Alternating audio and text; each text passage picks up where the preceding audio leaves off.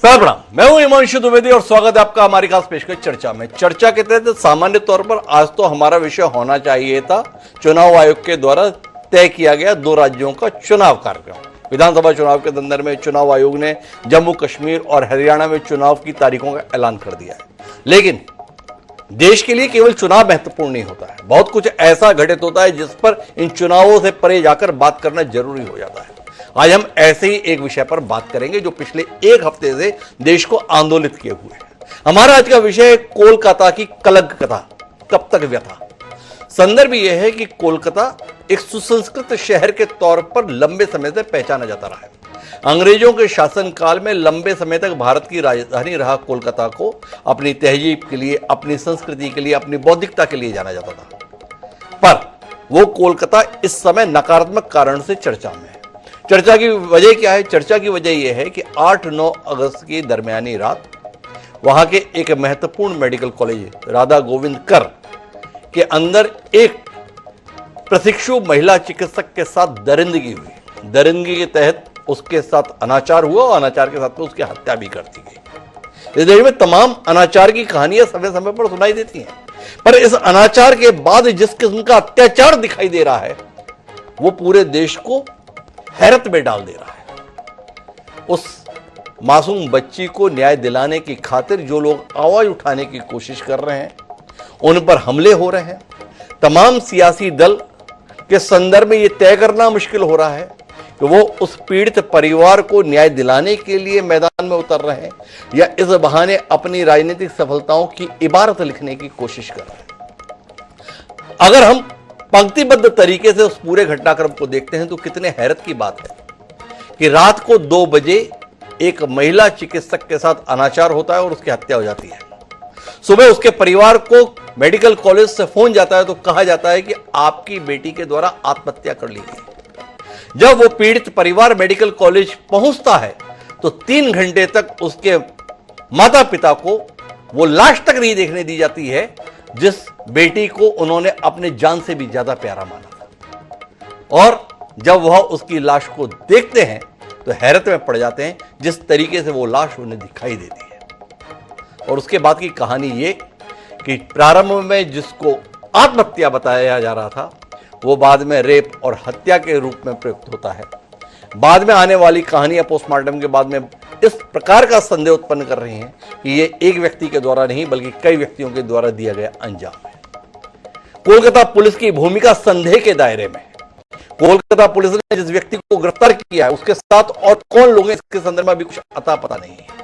जब मामला हाईकोर्ट में पहुंचता है तो हाईकोर्ट ने जांच की प्रक्रिया पर नाराजगी जताते हुए इस मामले को सीबीआई के हवाले कर दिया। उस कॉलेज के तमाम बच्चे पीड़ित साथी के परिवार को न्याय दिलाने के लिए जब धरने पर बैठते हैं तो 14-15 अगस्त की रात को अचानक 5-7 हजार की भीड़ मेडिकल कॉलेज पर हमला कर देती है। और हद तो यह है जिस इमरजेंसी वार्ड में वो बच्ची ड्यूटी दे रही थी उस वार्ड पर भी हमला कर दिया जाता है, वहां तोड़फोड़ कर दी जाती है। खबरें यह भी आ रही हैं कि मेडिकल कॉलेज का प्रशासन वारदात स्थल से 20 मीटर की दूरी पर ही रिनोवेशन के नाम पर तमाम तोड़फोड़ के कार्य को अंजाम दे देता है। अभी तक इस मामले में कोलकाता पुलिस के ऊपर कोई कार्रवाई ममता बनर्जी के द्वारा नहीं की गई है, लेकिन वो ममता बनर्जी का बयान जरूर आया है हमारे बीच में जिसमें कहा गया है कि जो मेडिकल कॉलेज पर 14-15 अगस्त की रात को हमला हुआ है वो राम और वाम का काम है, अर्थात भाजपा और वाम मोर्चे के द्वारा यह सुनियोजित साजिश रची गई है। इतनी सारी पृष्ठभूमियों के बीच कुछ सवाल उठे हुए हैं। इंडियन मेडिकल एसोसिएशन डॉक्टरों की सुरक्षा के मुद्दे पर राष्ट्रव्यापी हड़ताल का आह्वान किया है जिसके तहत शनिवार सुबह 6 बजे से लेकर रविवार सुबह 6 बजे तक देश भर के डॉक्टर काम बंद रखेंगे। अब एक हत्या और अनाचार के मामले में न्याय अपनी जगह, डॉक्टरों की सुरक्षा अपनी जगह और इनके बीच में सियासत अपनी जगह। विषय बड़ा संजीदा है, थोड़ा विस्तार से बात करने की कोशिश करेंगे और समझने की कोशिश करेंगे कि कुल मिलाकर हम सब मिलकर चाह क्या रहे हैं। हमारे साथ इस चर्चा का हिस्सा बनने के लिए कुछ खास मेहमान जुड़ रहे हैं। हमारे साथ में राधिका भट्टाचार्य शाह हैं, बीजेपी प्रवक्ता हैं बंगाल की, वो हमारे साथ में हैं। हमारे साथ में मोहम्मद जीशान जी हैं, जिस तृणमूल कांग्रेस को निशाने पर लिया जा रहा है उसके प्रवक्ता के तौर पर वो हमारे साथ में हैं। हमारे साथ में मामले के अनुसंधान में सहयोग करने के लिए छत्तीसगढ़ के पूर्व डीजीपी रामनिवास साहब हैं हमारे साथ। कांग्रेस पार्टी के प्रवक्ता अनुमा आचार्य जी एक लंबे अरसे के बाद जुड़ रही हैं। वरिष्ठ पत्रकार ओंकारेश्वर पांडे जी भी हमारे साथ में जुड़ चुके हैं और साथ ही आईएमए के प्रतिनिधि के तौर पर डॉक्टर अनिल गोयल जी हमारे साथ हैं। आप सभी का स्वागत है। चर्चा की शुरुआत मैं जीशान जी से करना चाहूंगा। अगर जीशान जी मेरी आवाज सुन पा रहे हैं। जीशान जी मेरी आवाज सुन पा रहे हैं आप? जी मैं सुन पा रहा हूं, बोलिए। तो जीशान जी आपसे शुरुआत करते हैं। जिन ममता बनर्जी को देश ने एक संघर्षशील महिला के तौर पर देखा, एक ऐसी महिला जो अत्याचार के खिलाफ मजबूती से सड़क पर लड़ती है, एक ऐसी महिला जो शोषक पीड़ितों की आवाज बुलंद करती है, वो ममता बनर्जी इस पूरे मामले में कटघरे में है। इस पूरे मामले में टीएमसी की सरकार कटघरे में है, टीएमसी का तौर तरीका कटघरे में है, कलकत्ता पुलिस की नाकामी सवालों के घेरे में है। थोड़ा रोशनी देंगे जीशान जी, हो क्या रहा है पश्चिम बंगाल और कोलकाता में? जो सवाल है ममता बनर्जी कटघरे में है, ये पता नहीं आप लोग क्यों बोल रहे हैं और ये क्यों नैरेटिव सेट किया जा रहा है। जिस दिन घटना घटा उसी दिन के बाद ममता बनर्जी जो पहला स्टेटमेंट दिया, उन्होंने कहा कि जो भी घटना घटा है वो बहुत गलत घटना घटा है, वेरी अनफॉर्चुनेट इंसिडेंट, और जिसने भी ये घटना घटाया है उसके लिए फांसी का डिमांड पहला जिसके मुंह से निकला वो ममता बनर्जी थी। पहला बात। दूसरा बात, उन्होंने ये भी कहा कि अगर ये केस सीबीआई को दिया जाए तो उसमें भी उन्हें कोई ऑब्जेक्शन नहीं है। इनफैक्ट उन्होंने एक डेडलाइन भी बांध दिया था कोलकाता पुलिस को कि अगर आप इस डेडलाइन में मामला को किनारा नहीं कर सकते हैं तो फिर ये मामला को हम सीबीआई को हैंड ओवर करेंगे। तो और उसके साथ साथ थर्ड स्टेटमेंट जो ममता बनर्जी का था, जूनियर डॉक्टर्स जो प्रोटेस्ट कर रहे हैं demanding for and pure justice, वो डिमांड के साथ भी ममता बनर्जी ने फुल सपोर्ट जनाया। अब आप मुझे बताइए, ये तीन स्टेटमेंट में आपको कहां नजर आ रहा है कि आपको ममता बनर्जी को कटघरे में खड़ा करना है? पहली बात। दूसरी बात मैं जो आपको बोलना चाहता हूं, कोलकाता पुलिस लेकर जो आप नाकामी का जो प्रश्न उठा रहे हैं, कोलकाता पुलिस ने 24 घंटे के अंदर जो मेन अक्यूज, अभी तक जो प्राइम अक्यूज है, प्राइमा फेसिया जो केस का अभी हम लोग को पता चल रहा है, वो संजय राय नामक जो बंदा है उसको अरेस्ट किया गया विद इन 24 आवर्स। रही तीसरी बात, आप शो के शुरुआत के टाइम पर आप बोल रहे थे कि ये मामला को एट फर्स्ट इनिशियल स्टेज में सुसाइड बोलने का कोशिश किया गया था। अगर आपके पास कोई एविडेंस या रिटर्न स्टेटमेंट, ऐसा कोई वीडियो क्लिप है जहां कोलकाता पुलिस की तरफ से या फिर वेस्ट बंगाल गवर्नमेंट की तरफ से इनिशियल स्टेज में ये इंसिडेंट को सुसाइड बोला गया था, तो आप प्लीज दर्शक को दिखाइए। मैं आपको एक बात बताना चाहता हूं, अभी बंगाल का जो सिचुएशन है बहुत सेंसिटिव और क्रिटिकल सिचुएशन है। हम जो बंगाल में रहते हैं, अभी हम सोशल मीडिया पे क्या देख रहे हैं, unverified news, miss information, rumours spread किया जा रहा है, वो भी विद ग्रेट इंटेंसिटी, जो बहुत ही थ्रेटनिंग है, बहुत ही डेंजरस है। हमें पहला जो मिस इन्फॉर्मेशन स्प्रेड किया गया वो था कि इस मामले को सुसाइड कहा गया, first miss information which was spread. Second miss information क्या स्प्रेड किया गया कि रेनोवेशन के नाम पर सेमिनार रूम को तोड़ दिया गया। कौन सा सेमिनार रूम? जो सेमिनार रूम क्राइम सीन था। ये भी गलत र्यूमर है क्योंकि सेमिनार रूम में हाथ तक नहीं लगाया गया है। तीसरा र्यूमर जो सोशल मीडिया में स्प्रेड किया गया कुछ अनार्किस्ट की तरफ से, वो था कि सेमिनार रूम को जला दिया गया है। वो भी झूठ साबित हुआ, सेमिनार रूम को नहीं जलाया गया, ना ही कोई हाथ दिया गया है। तो आप इस सिचुएशन को समझ सकते हैं कि बंगाल में अभी कुछ अनार्किस्ट जो है वो कोशिश कर रहे हैं कि सिचुएशन को ऐसे जगह पे ले जाया जाए ताकि और एक बांग्लादेश हम देखने मिले यहाँ पे। और रही बात वाम और बीजेपी को क्यों टारगेट किया जा रहा है, अगर आप परसों दिन रात का वीडियो अच्छे से देखिएगा जहां पे आरजीकर हॉस्पिटल में भांगचूर किया गया, तोड़ भांग किया गया, वेंडलाइजेशन किया गया, जो मॉब फोर्सफुली पुलिस का बैरिकेड तोड़कर अंदर घुसी, उस मॉब में कुछ लोगों को देखा गया एक पर्टिकुलर पॉलिटिकल ऑर्गेनाइजेशन के फ्लैग को कैरी करते हुए। जो पर्टिकुलर पॉलिटिकल ऑर्गेनाइजेशन का फ्लैग था डीवाईएफआई का फ्लैग। डीवाईएफआई मतलब democratic youth federation of India, जो सीपीआईएम का यूथ विंग है।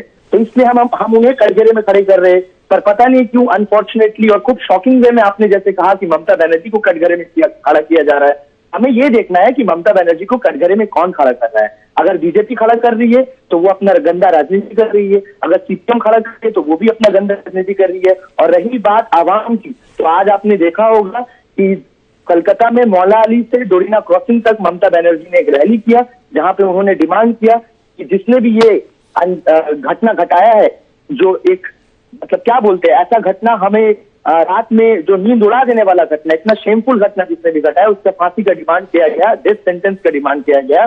और लोगों का भीड़, आवाम का जीशन जी, भीड़। आपने काफी विस्तार से सारे बिंदुओं पर अपनी बात रखी। अब कुछ सवाल आपके बीच में रखता हूं। आपने कहा हमने बहुत ठीक तरीके से काम किया। आप बताइए कि पुलिस ने क्या बोला कि यह सुसाइड है। पीड़ित के पिता की स्टेटमेंट है जिसमें कहा कि उनके पास जो कॉल आई उसमें कहा गया कि आपकी बेटी ने सुसाइड कर लिया है। Assistant superintendent of medical college की तरफ से यह बात कही गई, पहली बात।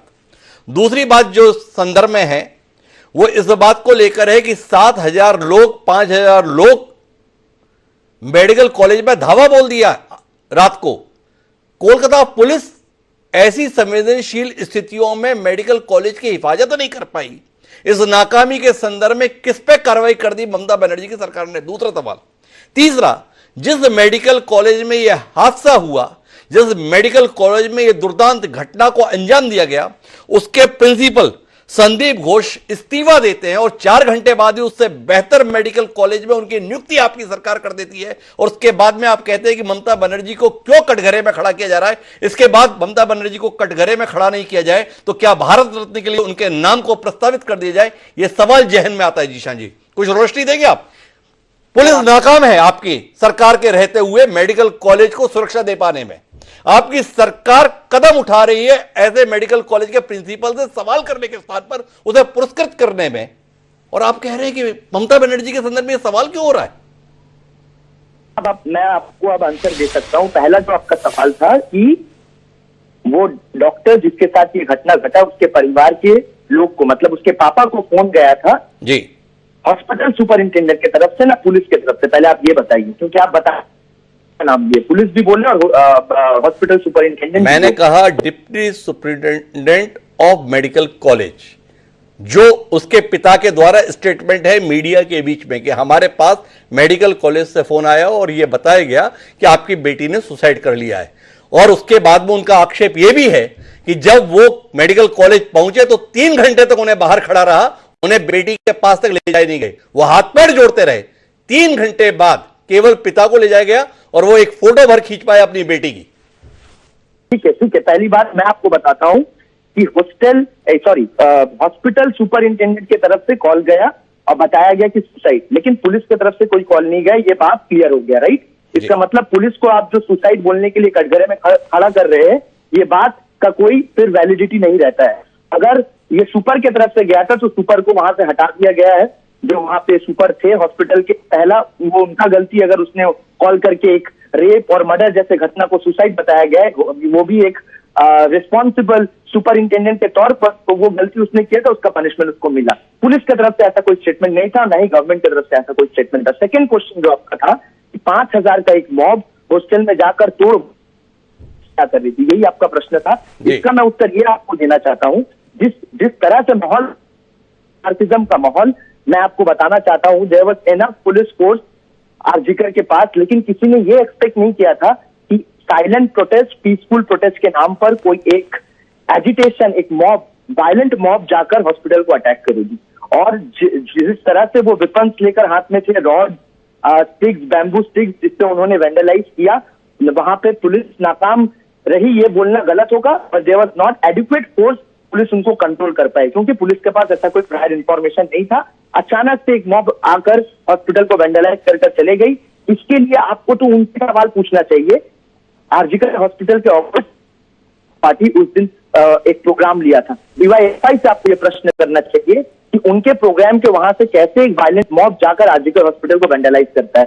सेकेंड मैं बात जो बोलना चाहता हूं, पुलिस ने रिएक्ट नहीं किया। पुलिस इनफैक्ट इंजोर्ड हुई, वहां देखा गया 14 से 15 पुलिस ऑफिसर्स इंजोर्ड हुई, एक का सर से ब्लीडिंग भी हुआ, सर फट गया। उसके बाद भी पुलिस ने रिएक्ट नहीं किया। क्यों नहीं रिएक्ट किया? क्योंकि पुलिस को यह दिखाना था कि दे आर टॉलरेंट। अगर पुलिस रिएक्ट करती तो फिर आप एक शो चलाते कि देखिए ममता बनर्जी का पुलिस कैसे प्रोटेस्टर्स को मार रही है। तो आप शो की चिंता के कारण से एक्शन नहीं लिए। मतलब पुलिस का जो ये काम है कि कानून व्यवस्था बनी रहे, पुलिस का ये काम है कि मेडिकल कॉलेज सुरक्षित रहे, पुलिस का ये काम है कि मरीजों के ऊपर हमला ना हो, ये सब नजरअंदाज कर दिया गया। इसलिए कर दिया गया जीशान जी कि कहीं मीडिया में इसको लेकर शो ना हो जाए। इतनी चिंता है आपको मीडिया के शो की? लेकिन अगर अचानक से कोई घटना घटती है तो वो उनके हाथ से कंट्रोल के बाहर था। They were not able to stop it. आपको तो प्रश्न उनसे पूछना चाहिए जिन लोगों ने वैंडलाइजेशन किया। हाँ, मैं मानता हूँ पुलिस वहां पे एडिक्वेटली एफिशिएंटली उन लोगों को रोक नहीं पाई, वहां नाकामी हुआ है, लेकिन इसका मतलब आप पुलिस की तरफ तो ये उंगली नहीं उठा सकते हैं ना कि उन्होंने ये कराया है। जिन्होंने कराया है आपको उनसे जाके ये सवाल पूछना चाहिए। और आप मुझे एक बात बताइए, जिस सरकार है यहाँ पे, ममता बनर्जी का सरकार है, ऐसा कोई घटना वो क्यों करने जाएगी जिससे वो फिर कटघरे में खड़े हो? क्योंकि डे वन से तो यहाँ पे कुछ न्यूज सोशल जी आपने सब में बोल दिया। एक संदीप घोष जी पे भी टिप्पणी कर दी, उनको किस लिए आपने पुरस्कृत किया आपकी सरकार ने? देखिए, संदीप घोष का जो मामला है, उन्हें वहां से प्रिंसिपल के पोस्ट से हटाने के बाद चितरंजन कॉलेज हॉस्पिटल के उन्होंने फिर से सुपर बनाया गया। हेल्थ डिपार्टमेंट से ये ऑर्डर इशू हुआ था। मैं व्यक्तिगत तौर पे आपको बताना चाहता हूं कि हमें ये सरकार का जो ये 10 पॉइंट था हेल्थ डिपार्टमेंट की तरफ से, इसका खिलाफ बहुत सारे टीएमसी लीडर ने भी बोला है। टीएमसी लीडर ने कहा था कि हाँ, ये सही नहीं हुआ है कि जिस दिन सुबह उनको हटाया गया। हेल्थ डिपार्टमेंट की तरफ से इसका एक्सप्लेनेशन आपको लेना चाहिए। पर as a party worker of Trinamool Congress, हमने भी ये चीज को समर्थन नहीं किया था कि संदीप घोष को एक जगह से हटाकर जो शक के दायरे में थे उनको ले जाकर फिर से चितरंजन हॉस्पिटल में सुपर बनाया गया। ये चीज के खिलाफ ये आपको हेल्थ डिपार्टमेंट से पूछना चाहिए। हम पूछेंगे ममता बनर्जी से, वो हैं पश्चिम बंगाल की मुख्यमंत्री। अगर मेडिकल कॉलेज पर हमला होता है तो इस नाकामी के संदर्भ में जिम्मेदारी लेनी होगी ममता बनर्जी को। ममता बनर्जी 2 किलोमीटर पैदल चलने मात्र से अपनी जिम्मेदारियों से पल्ला नहीं छोड़ा सकती। लेकिन हम इस चर्चा को आगे बढ़ाते हैं और राधिका भट्टाचार्य शाह जी के पास चलते हैं। वाम और राम की कहानी आ गई। जो वाम मोर्चा और भाजपा के बीच में दुश्मनी के संबंध थे, ममता बनर्जी ने बताया इस मसले पर आप लोग साथ आ गए। राधिका जी थोड़ा रोशनी दीजिए, क्या ऐसी मजबूरी आन पड़ी कि आपको वाम मोर्चे के साथ खड़ा होना पड़ गया, ऐसा ममता बनर्जी बता रही हैं? नमस्कार। पहले तो हमें ये पूरे देश को तो पता ही है, दुनिया को भी पता चल गया है कि ये कोई डेमोक्रेसी नहीं है, गणतंत्र लोकतंत्र नहीं है। ये एक तानाशाह है जो पश्चिम बंगाल के ऊपर राज करती है, अपना गुंडों को लेके और भ्रष्टाचारों को लेके। 2011 से बंगाल में जो हो रहा है सबने देखा है। ये आप कह रहे थे ना कि ये लीडर थी जो पहले आई और सब पे सबका दिल जीत के ये लीडर बन गई है। लीडर तो बनी थी अच्छे समय में, 34 साल सीपीआईएम थे। उसके बाद लोगों को लगा था कि चलो कोई अच्छी नई लीडर आई है जो उद्धार कर देगी हम सबका, हमारा हाल को सुधार करेगी। फिर उन्होंने वही मॉडल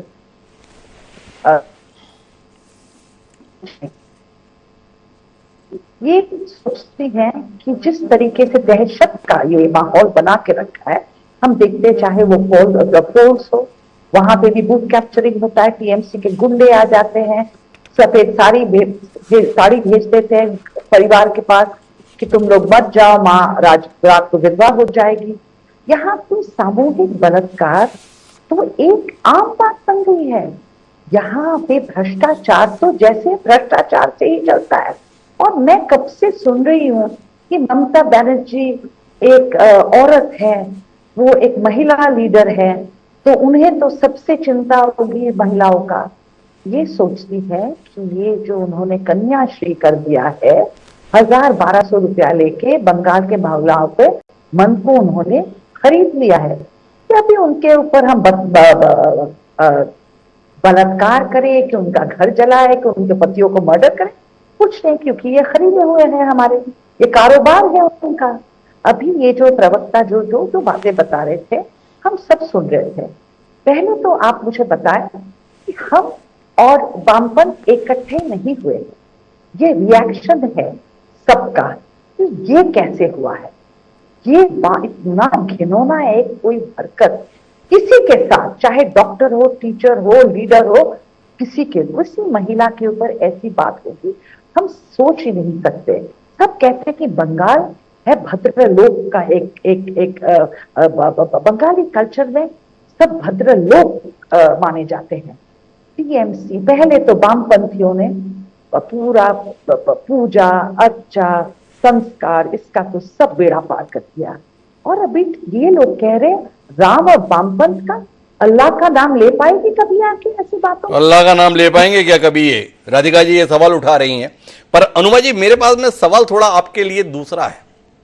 ये जब भी इस प्रकार के हादसे होते हैं तो विरोधी दल तुरंत सक्रिय हो जाते हैं। भारतीय जनता पार्टी बड़ी मुखरता के साथ आवाज उठा रही है। पश्चिम बंगाल में देखिए किस प्रकार का घटनाक्रम हुआ है, पर वो भाजपा उत्तर प्रदेश को उन्नाव वाले मामले पर तो मौन थी। और जिस समय पर बिहार इतनी सुर्खियों में है, मेरे पास में एक खबर बिहार के संदर्भ में है, बंगाल से सटा हुआ ही है बिहार। वहां पे मुजफ्फरपुर में एक पिता के सामने उसकी बेटी को उठा लिया गया और सुबह उसकी लाश मिली, कमोबेश वैसे ही जैसे पश्चिम बंगाल के संदर्भ में कहानी है। पर लाल किले से आवाज में बिहार को लेकर आवाज सुनाई नहीं दी, आवाज सुनाई दी तो पश्चिम बंगाल को लेकर। ये सियासी लोग हर मामले में सियासत ही क्यों चाहते हैं? थोड़ा रोशनी दीजिए ना अनुमा जी। नमस्कार आपको और सभी पैनलिस्ट को भी। एक बात जो भारतीय जनता पार्टी के शासन के बाद पूरे देश ने देखी है कि मनुस्मृति वाले लोग जो हैं वो देश का शासन चला रहे हैं। इसलिए लगातार मेरे अपने प्रदेश मध्य प्रदेश से आज 2 लाख महिलाएं गुम हैं, जो कि पिछले 3 सालों में गुम हुई हैं। किसी को कोई फर्क नहीं पड़ता। लेकिन जैसे ही जो गैर बीजेपी शासित राज्य है वहां कुछ होता है तो व्हाट अबाउट का सिलसिला शुरू होता है। वहां है तो नहीं, अरे आपके देश की नारी, आपके देश की एक बेटी के साथ ऐसा दुर्व्यवहार हो रहा है, तो अत्याचार हुआ है। और इस केस में तो हमने देखा है कि वो एक मैनियक था जो व्यक्ति दिखाया गया है। अब ये भी नहीं कह सकते हैं कि वो अकेले व्यक्ति ने इसे अंजाम दिया है या नहीं दिया। इसमें ममता बनर्जी की सरकार की 2-3 चूकें हो गई। उनको सतर्क रहना चाहिए। पहली चीज तो ये करना चाहिए था कि सबसे पहले वहां के प्रिंसिपल को सैक कर देना चाहिए। उसमें देरी करते हुए उसको एक जिस तरह का अंजाम दिया गया उसके कारण उनके लोगों के खिलाफ भी लोगों का आक्रोश बढ़ा। एक बात मेरे दिल में आती है और ये मेरा व्यक्तिगत सोच है कि मैं आपको बताना चाहती हूँ कि भारतीय जनता पार्टी जो लोग ना हो तो वो किसी तरह की भी गुंडागर्दी फैला सकते हैं। इसमें कोई संकोच मत रखिएगा, क्योंकि मैं आपको पिछले अगस्त की एक बात बताती हूँ कि ये दिखाया गया कि एक मुस्लिम व्यक्ति ने उज्जैन में एक हिंदू जुलूस के ऊपर थूका तो उसके घर पे बुलडोजर चला दिया गया और उसको जेल में डाल दिया गया। लेकिन इलेक्शन खत्म होने के बाद उस व्यक्ति को छोड़ दिया गया और कोई भी अपराध साबित नहीं हुआ। राज्य सरकार ने उसको घर बनाने के लिए पैसे दिए। तो ये सारी चीजें विशेष को लेकर की जाती हैं, लेकिन इस पर्टिकुलर केस में महिला होने के नाते, जिम्मेदार फौजी होने के नाते भी और एक जिम्मेदार प्रवक्ता होने के नाते मेरा ये कहना है कि हमें किसी भी तरह की अफवाहों पर ध्यान नहीं देना है। ममता बनर्जी ने ये कहा था कि इसी रविवार तक उनकी पुलिस को इसकी जांच अगर उसने नहीं की तो ये केस सीबीआई को जाएगा, लेकिन उससे पहले कलकत्ता हाईकोर्ट ने ये कर दिया। खैर, अगर इंटेंशन ये हो कि अपराधियों को पकड़ के, अपराधी तो पकड़ा गया है लेकिन अपराधियों को पकड़कर इसकी प्रॉपर पूरी जांच होकर अगर उस बेटी को न्याय मिल सके तो इससे अच्छी बात कोई नहीं। अनुमा जी एक ईमानदारी से बात बताइए, क्या आप मानती हैं कि पश्चिम बंगाल की सरकार ने अपने दायित्व का ईमानदारी से निर्वहन किया है? अगर 10,000 की भीड़ हमला कर देती है, इमरजेंसी वार्ड को तहस नहस कर देती है, तो इसके संदर्भ में भीड़ दोषी है या आप मानती हैं कि ममता बनर्जी की सरकार अपना दायित्व निभाने में नाकाम रही? कलकत्ता पुलिस कमिश्नर अपनी जिम्मेदारी निभाने में नाकाम रहे, कलकत्ता की पुलिस अपने दायित्व को निर्वहन करने में नाकाम रही। क्या कहती है अनुमा जी? आरएसएस के स्कूल सरस्वती विद्या मंदिर में पढ़े होने के कारण मैं एक चीज तो कह सकती हूँ कि आप जिसे भीड़ कह रहे हैं वो भीड़ निसंदेह नहीं, लेकिन हाँ, ममता बनर्जी की सरकार पहली तो चीज की उस प्रिंसिपल को उसको बर्खास्त करने में नाकामयाब रही, और दूसरे जिस तरह से उस सरकार, उस प्रशासन ने, कॉलेज प्रशासन ने पेरेंट्स के साथ अनुमा जी आप कहीं गफलत की शिकार हैं ऐसा लग रहा है। मेरी टिप्पणी को अन्यथा मत लीजिएगा। संदीप घोष के खिलाफ कार्रवाई तो दूर की बात है, उन्हें तो पुरस्कृत किया गया। 4 घंटे बाद ही राधा गोविंद कर मेडिकल कॉलेज से बेहतर साख रखने वाला, बेहतर प्रतिष्ठित माने जाने वाले कॉलेज का प्राचार्य उनको बना दिया गया। आप कह रही हैं कि वो चूक गई? पुरस्कार दिया गया, इनाम दिया गया। ये सबसे बड़ी चूक है कि उसने उस मैटर को उस प्रिंसिपल के साथ सख्त कार्यवाही नहीं की।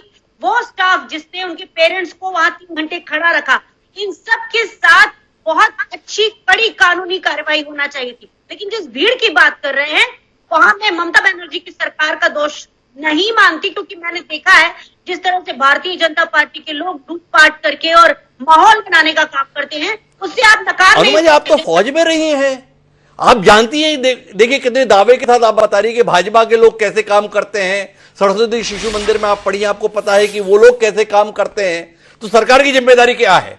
सरकार की जिम्मेदारी यह है कि जब ऐसे काम करने वाले लोग इकट्ठे हो रहे हैं तो अतिरिक्त चौकस रहा जाए, अतिरिक्त सुरक्षा प्रबंधन दिया जाए, अतिरिक्त व्यवस्थाएं की जाए। ये व्यवस्थाएं नहीं की गई तो ये नाकामी नहीं है, ये गलती नहीं है, ये चूक नहीं है।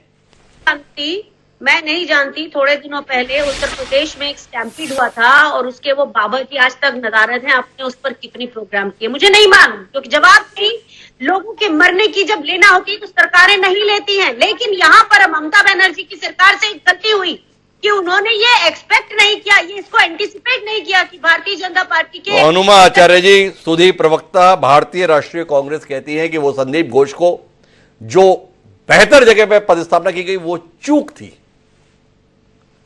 अनुमा आचार्य जी का कहना है कि अगर कोलकाता पुलिस हमले को नहीं रोक पाई तो यह महज चूक के तौर पर देखा जाना चाहिए, ये उनका नजरिया है।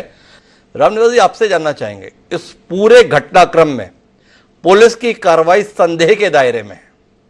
जहां पर हादसा होता है वो हादसा सील नहीं है, ऐसी खबरें आ रही हैं।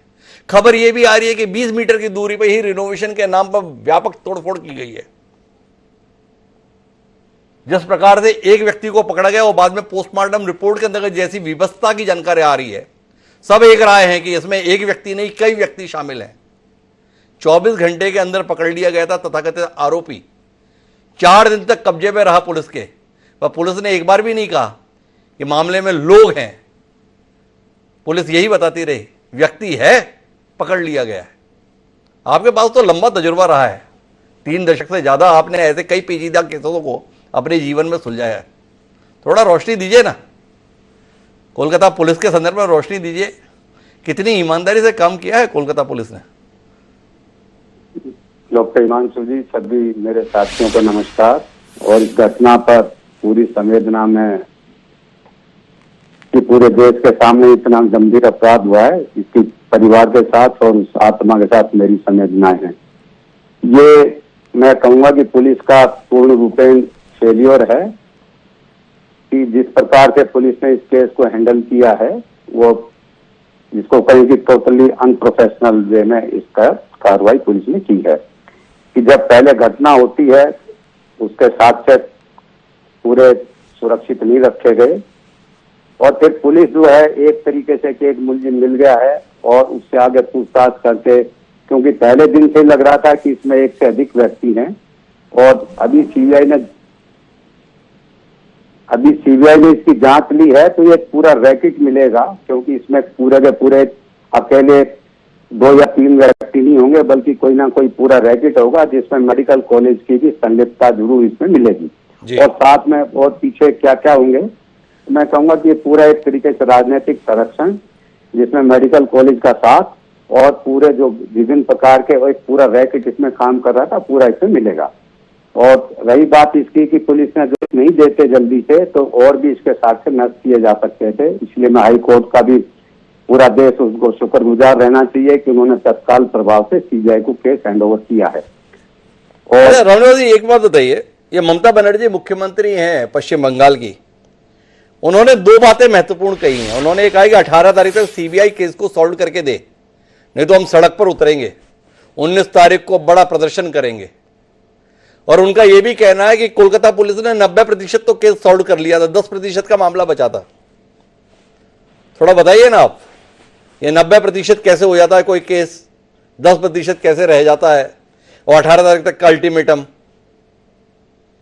अब वो बहुत बड़ी राजनेता हैं, उस पर तो मैं कोई टीका टिप्पणी नहीं करूंगा, लेकिन पुलिस के मामले में मैं कहूं कि इस प्रकार की कोई समय सीमा तय नहीं हो सकती क्योंकि सीबीआई ने अच्छा काम किया है, एक मुलजिम जो पकड़ा है उसके आगे जो कार्रवाई कर रहे हैं। और ये 18 तारीख तक चाहिए कि राजनीतिक वो है, उनका एक राजनीतिक टीका टिप्पणी है कि भाई 18 तारीख तक ऐसा नहीं हुआ तो ऐसा करेंगे। और एक तरीके से जो बंगाल की पुलिस ने जो लापरवाही बरती है उसको एक बचाने का प्रयास भी है। अच्छा, एक अनुमा जी हमें ये बता रहे थे कि देखो ये जो मेडिकल कॉलेज पर हमला हुआ ना, ये संघियों के द्वारा हुआ। हालांकि ईशान जी हमें बता रहे थे कि वामपंथियों के द्वारा हुआ, और ममता जी ने बताया कि राम और वाम के द्वारा हुआ। आप तो ऐसी कई प्रदर्शनों का सामना किए हैं, सीएम हाउस में प्रदर्शन के छत्तीसगढ़ में बड़े चर्चे रहे, तो पुलिस का क्या काम रहता है? हमला होने दिया जाता है और बाद में पुलिस पहुंच जाती है, या ऐसे मामलों में पुलिस को अंदेशा रहता है, जैसा माहौल बना हुआ था और वो चौकस रहती है? क्या देखते हैं आप? पुलिस संरक्षण में हमला हुआ या पुलिस की नाकामी के चलते हमला हुआ? इस संरक्षण में हमला हुआ है, पुलिस की नाकामी। क्योंकि यदि इस प्रकार की घटनाओं में पुलिस को चाक चौबंद व्यवस्था पूरी करनी चाहिए थी। यदि सरकार कहती है कि दूसरे ग्रुप ने किया है तो पहले से तैयारी करनी थी।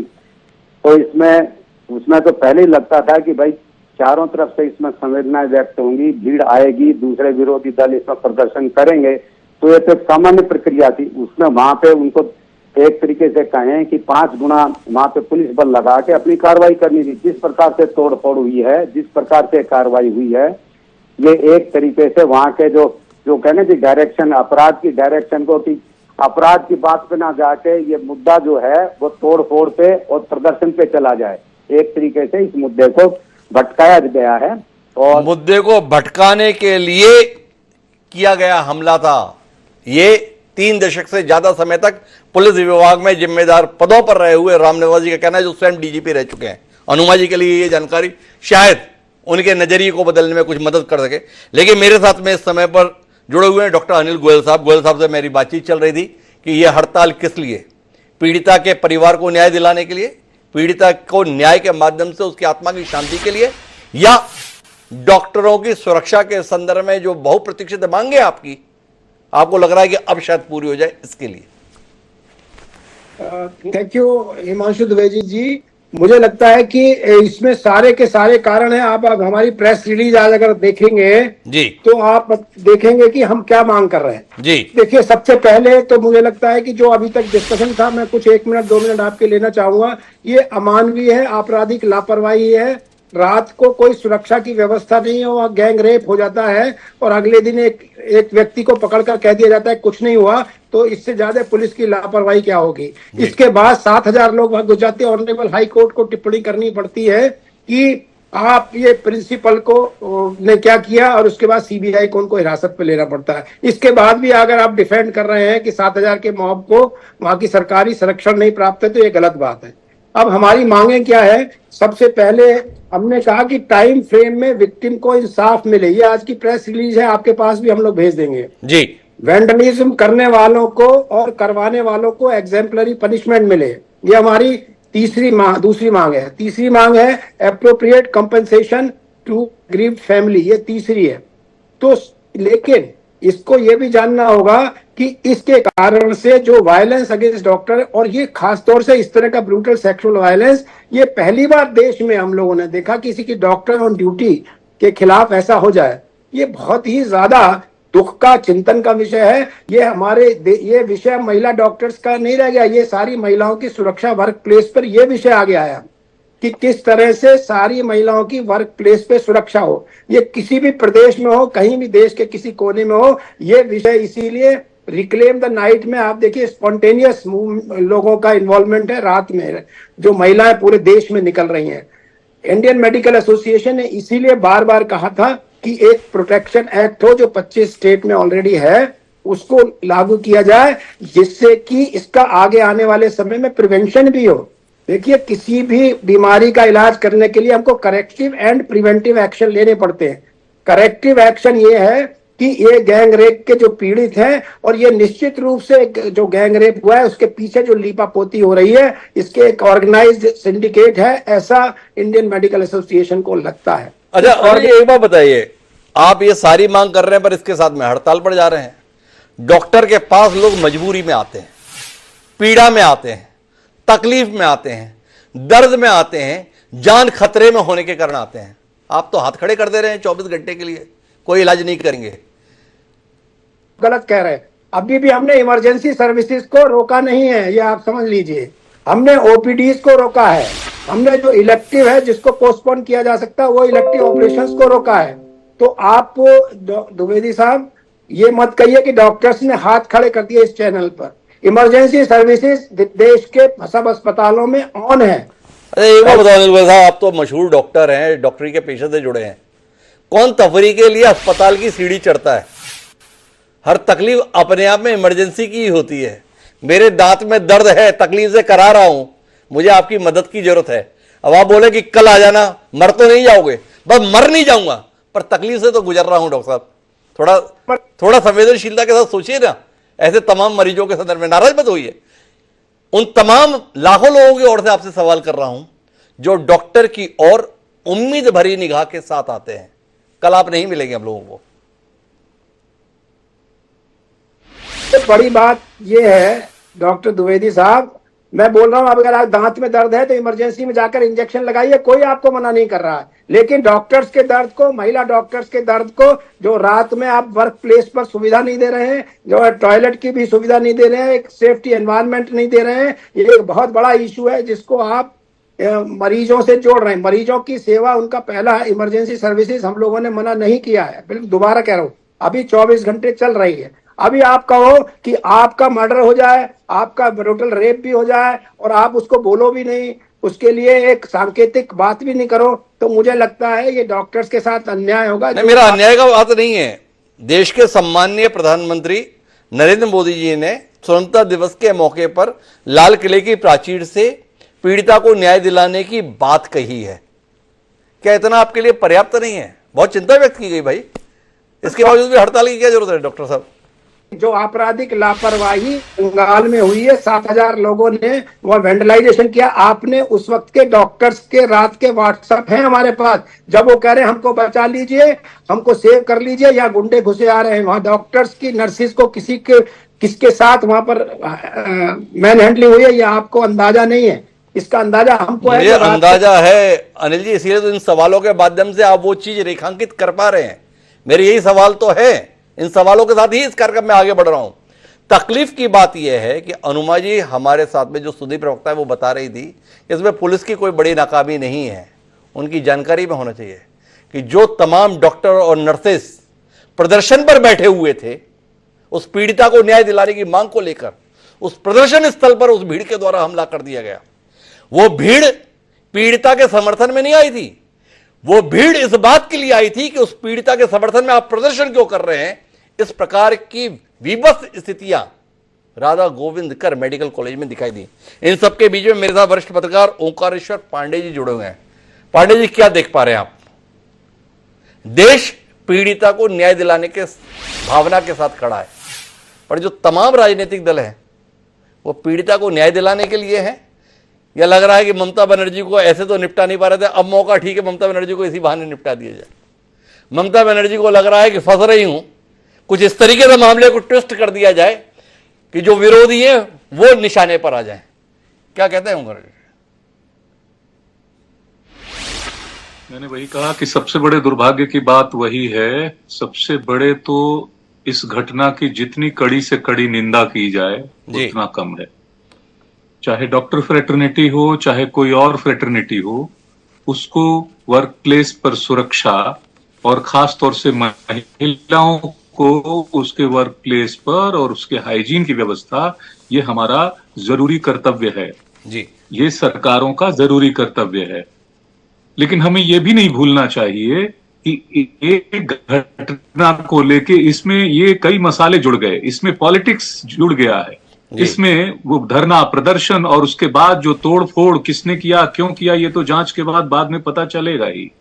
मेरे ख्याल से 25 से ज्यादा लोग गिरफ्तार हुए हैं जो प्रोटेस्टर्स थे उसमें भी, और भी जो अभी प्रवक्ता थे टीएमसी के, मेरे ख्याल से वो चले गए हैं, लेकिन उन्होंने बताया कि जो मेन कल्प्रिट है वो भी शायद पकड़ा जा चुका है। जुड़े हुए हैं जीशान जी। ये कहना है कि वेस्ट बंगाल और कलकत्ता खासतर से जो देश के 19 ऐसे शहरों में शामिल था जिसमें क्राइम अगेंस्ट विमेन कम रहा है, और लोएस्ट सेकंड पोजीशन में कलकत्ता रहा है, वहां ये घटना घटती है और पूरा देश उबल पड़ता है। वहीं बगल के बिहार में एक दलित लड़की के साथ इसी प्रकार की लगभग गैंगरेप की जाती है, हत्या होती है, उसके प्राइवेट पार्ट पर 50 बार चाकुओं से गोदा जाता है। किसी मीडिया में चर्चा नहीं होती। नेशनल मीडिया की बात कर रहा हूं, बिहार के मीडिया ने छापा है उसको, उस पे कोई पॉलिटिकल पार्टी खड़ी नहीं होती। तो हमारा ये दोयम व्यवहार जब तक रहेगा तब तक हम क्राइम अगेंस्ट विमेन के साथ नहीं लड़ पाएंगे। जब ये घटना दिल्ली में, जो राष्ट्रीय राजधानी है, जो केंद्र सरकार के अधीन है, जिसका लॉ एंड ऑर्डर उसमें टॉप पर होता है, उत्तर प्रदेश में टॉप पर होता है, मध्य प्रदेश राजस्थान में होता है, तो हम चुप हो जाते हैं। हम सिलेक्टिवली इस घटना को क्यों लेते हैं? क्या वहां की महिला महिला नहीं है, यहां की महिला महिला है? क्या एक हॉस्पिटल में काम करने वाली महिला है और दूसरी जगह काम करने वाली, शिक्षा में काम करने वाली, गांव में रहने वाली वो महिला महिला नहीं है? पर पांडे जी, सवाल इस बात को लेकर है कि एक दरिंदगी को आत्महत्या बताने की शुरुआती कोशिश की जाती है। क्या यह मामला उस कारण से कुछ अलग देखे जाने की जरूरत महसूस नहीं कराता है? उस पूरे मामले को लीपापोती करने की कोशिश की जा रही है, घटना स्थल पर हमला बोला जा रहा है। क्या इस सब में एक बड़े षड्यंत्र की संभावना को आप नहीं देख रहे हैं? यह महज एक बलात्कार का विषय नहीं है, यह एक महज हत्या का विषय नहीं है, बल्कि एक सुनियोजित षड्यंत्र इसके पीछे क्या आपको दिखाई नहीं देता है बतौर पत्रकार? इसमें पुलिस की भी मिली भगत है। बिना पुलिस की मिली भगत के कलकत्ता जैसे शहर में किसी हॉस्पिटल में अगर दंगाई अचानक भी आ गए तो एक फोन करके पुलिस फोर्स को मंगाया जा सकता है, उनको रोका जा सकता है। और जो जहां से चले वो अचानक तो एक गाड़ी में भर के नहीं आ गए ना, जब चले होंगे जिस जगह से, तो पुलिस को पता होगा कि ये इतनी भीड़ कहां जा रही है। तो पुलिस की कहीं ना कहीं नाकामी भी है, मिली भगत भी है, सबूत मिटाने के प्रयास भी हैं, सब कुछ है। तो कुल मिलाकर ओंकारेश्वर पांडे जी व्यथित हैं दो तीन बातों को लेकर। एक तो चिन्हित तरीके से विषय को देख रहा हूं। उनका कहना है कि जिस तरीके से, जो बात हमने भी उठाई कि बंगाल की घटना पर देश उबल रहा है, पर बिहार को लेकर मौन व्याप्त है, ऐसा विरोधाभास क्यों है? पर साथ ही वो इस बात पर भी सवाल उठा रहे हैं कि पुलिस की नाकामी नहीं बल्कि संलिप्तता का भी संदेह है। मुझे आखिरी बातचीत के लिए जीशान जी के पास जाना है, लेकिन एक बार फिर हनुमा जी के पास आना चाहता हूं इस पूरी चर्चा के दौरान। हनुमा जी, अभी भी आपको लगता है ममता बनर्जी और उनकी सरकार पूरी तरीके से पाक साफ है, उनके स्तर पर एकाध चूक हुई है, इसके अलावा ज्यादा कुछ नहीं?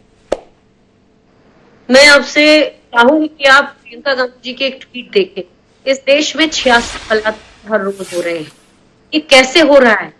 इस देश में वॉट अबाउटरी क्यों है? क्योंकि पश्चिम बंगाल में है तो हम इस तरह से देखेंगे और दूसरी जगह है तो हम इस तरह से नहीं देखेंगे। पूरे महिलाओं के साथ जिस तरह से नृशंसता बढ़ी है, ये शोचनीय बात है। आपने मेरी बात जो मैंने कही थी उस पर थोड़ा सा तड़का लगाया, चलिए मैं इसके आपको माफ करती हूँ, भरी करती हूँ, लेकिन ये मैं कहना चाहती हूँ कि पुलिस के ऊपर, पुलिस तो वहां लगी थी, ममता बनर्जी की सरकार ये ताड़ने में विफल रही कि ऐसा भी कोई कर सकता है, वहां पे भीड़ हमला कर सकती है, इस ताड़ने में वो विफल रहे। लेकिन जो लोगों ने हमला किया वो कौन थे उसके बारे में भी पता करना चाहिए। लेकिन सबसे पहले जरूरी है कि जिसके घर में ये ऐसी नृशंसता हुई उसके लिए न्याय सबसे पहले जरूरी है। और पार्टी पॉलिटिक्स से हटके पूरे लोगों को ये समझना चाहिए कि समाज में पोर्नोग्राफी का, महिलाओं के साथ अत्याचार का, आए दिन इस तरह की घटनाएं क्यों हो रही है? क्यों मेरे देश में 86 बलात्कार महिलाओं के साथ रोज हो रहे हैं? और क्यों हमारे देश की महिलाएं, 13 लाख महिलाएं आज गुमशुदा हैं और अलग अलग राज्य सरकारों में उनको तलाशने के प्रयास कुछ नहीं हो रहे हैं? कुछ नहीं हो रहे हैं, ये हनुमा जी का कहना है। मैं आखिरी दौर की बातचीत के लिए जीशान जी आपके पास आना चाहता हूं। क्या जीशान जी, ये खामोशी अपने आप को, आपके सरकार को संदेह के दायरे में नहीं ला देती है? एक कोलकाता जैसी जगह पर बलात्कार होता है, कोलकाता जैसी जगह पर मेडिकल कॉलेज के अंदर हत्या होती है और उस मेडिकल कॉलेज पे हमला होता है, पर अभी तक किसी भी जिम्मेदार पुलिस अधिकारियों के खिलाफ आपकी सरकार कोई कार्रवाई नहीं कर रही है। कोलकाता के कमिश्नर अपनी जगह पर मौजूद हैं, अपनी जिम्मेदारी से तो चूके ना, वो पुलिस कमिश्नर हैं, वो 7,000 लोगों की भीड़ मेडिकल कॉलेज पर हमला कर दे, इमरजेंसी वार्ड को तहस नहस कर दे, और इसके बावजूद भी किसी के खिलाफ एक कार्रवाई नहीं। क्या कहते हैं जीशान जी? सिचुएशन को समझिए। देखिए, मैं आपको बताना चाहता हूँ, अगर एक ये नॉर्मल डे पे होता, नॉर्मल दिन में, नॉर्मल कोई ऐसा दिन पर, एक आम दिन पर अगर हम देखते 5,000 या 6,000 का एक मॉब आर्जिकर हॉस्पिटल को आकर वैंडलाइज करता है, तब आपका ये सवाल एकदम लॉजिकल था। लेकिन आप सिचुएशन को समझिए, आप परिस्थिति को समझिए।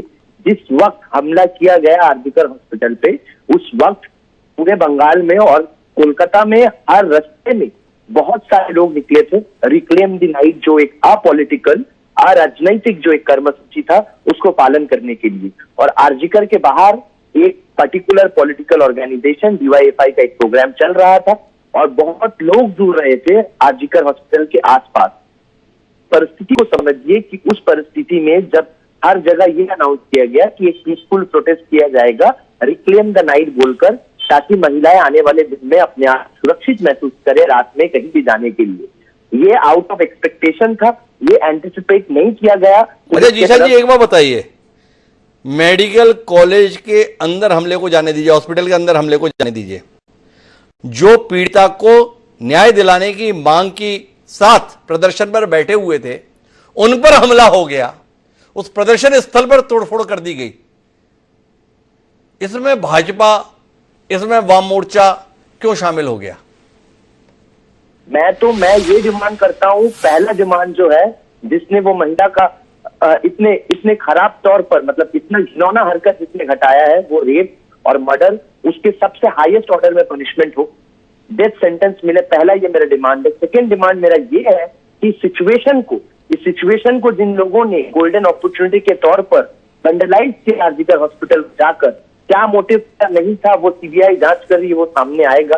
इसलिए वो गए, किन लोगों ने उन्हें भेजा, ये सब कुछ सामने आएगा। अच्छा, गोल्डन अपॉर्चुनिटी इनके लिए थी, और ममता बनर्जी आज पदयात्रा पर निकली, वो कौन सी अपॉर्चुनिटी थी? डायमंड अपॉर्चुनिटी जिन्होंने किया उन्हें भी एग्जाम्पलरी पनिशमेंट देना चाहिए। अरे जीशान जी, मेरे सवाल को सुनिए, इन लोगों के लिए तो गोल्डन अपॉर्चुनिटी थी, आपने बताया। ये ममता बनर्जी जो आज पैदल मार्च निकाली, वो कौन सी थी? Diamond opportunity. जिस महिला के ऊपर जिम्मेदारी है राज्य को सुरक्षा देने की, जिस महिला की मौजूदगी से आश्वस्त होना चाहिए हम लोगों को कि कानून व्यवस्था सुनिश्चित रहेगी, वो अपनी कानून व्यवस्था संभाल नहीं पाई और आज पैदल मार्च कर ली, इसे क्या कहें? एंगल से बात करना चाहते तो मैं भी अब यही एंगल में बात करता हूं आपसे जी। नरेंद्र मोदी देश के प्रधानमंत्री है, हर दिन देश में 86 लड़कियां का रेप होता है, तो इसका मतलब क्या प्रधानमंत्री भी फेलियर है as a prime minister of the country? आप तो इसी एंगल में बात करना चाहते हैं। हाँ, तो आप अपनी बात रखिए ना, किसने रोका है? आपको सवाल उठाने का हक है। अभी हनुमान जी ने यह बात उठाई, उन्हें रोका थोड़ी हमने। तो सच है, ये बात तो सच है, जहां पे बीजेपी रूल स्टेट नहीं है, वहां पे अगर कुछ घटना घटता है तो वो नेशनल ब्रेकिंग न्यूज बन जाता है, और जो बीजेपी रूल स्टेट है, अगर वहां पे कुछ होता है तो वो लेकर कोई चर्चा नहीं होता। ये तो बहुत गलत है, ये डुअल बिहेवियर नहीं ये डुअल नहीं है। उन्नाव के संदर्भ में जब बेटी के साथ बलात्कार का मामला होता है, प्रियंका गांधी, राहुल गांधी जाते हैं, तो वो भी उतना ही सुर्खियों में आता है, उसके संदर्भ में मौन धारण नहीं कर लिया जाता है। तो कुल मिलाकर महत्वपूर्ण बात है कि उस घटना के संदर्भ में जिम्मेदार पदों पर बैठे हुए लोग आचरण क्या कर रहे हैं। पीड़िता के परिवार को न्याय मिलना चाहिए, यह पहली मांग। डॉक्टरों की सुरक्षा के लिए सारे जरूरी कदम उठाए जाने चाहिए, यह दूसरी मांग। लेकिन जिम्मेदार पदों पर बैठे हुए लोगों को लीबापोती करने के स्थान पर जिम्मेदारी उठाना चाहिए, अपना नैतिक दायित्व स्वीकारना चाहिए, यह तीसरी और आखिरी महत्वपूर्ण बात। अफसोस यह है कि ऐसे महत्वपूर्ण घटनाक्रम में भी उस जिम्मेदारी का एहसास जिम्मेदार पद पर बैठे हुए लोगों के संदर्भ में दिखाई नहीं दे रहा है। यह भारतीय राजनीति की दृष्टि से शर्मिंदगी भरा पल है। तमाम सियासी दल इसमें अपना सियासी मुनाफा ज्यादा देख रहे हैं, बजाय इसके पीड़िता को इंसाफ दिलाने और देश में एक निश्चिंतता का वातावरण देने के। क्या यह परिस्थिति बदलेगी? सवाल है। इन सवालों के साथ आप सभी का बहुत बहुत धन्यवाद। हमारे साथ इस चर्चा का